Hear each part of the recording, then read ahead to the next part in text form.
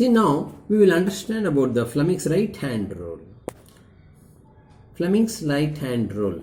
The right hand rule means this is the direction of the current. If you are going to arrange same way in a middle finger, forefinger and thumb, if you are going to arrange in 90 degree, this shows the direction of the current, magnetic field, and the induced EMF, electromotive force, that we are going to apply. See, I have a model of this.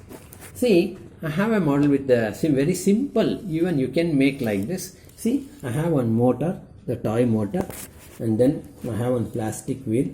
For this it's available easily in a tape recorder and all. That's the wheel, and then one LED and connecting wires, rubber bands. See, I have a 2 piece of wooden piece.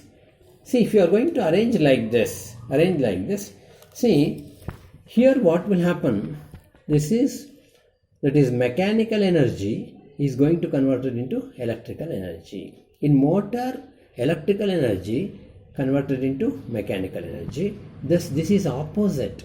That electrical and mechanical energy is going to convert it into electrical energy, that we can observe. Just I am going to rotate this. Please observe here. When I am going to rotate,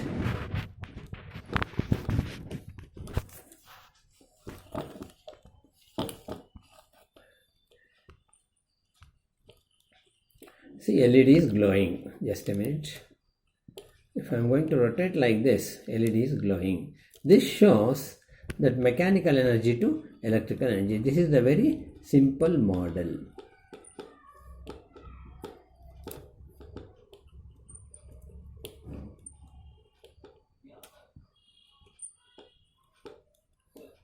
So we can apply Fleming's right hand rule. This is the examples of Fleming's right hand rule. Thank you. Thank you very much.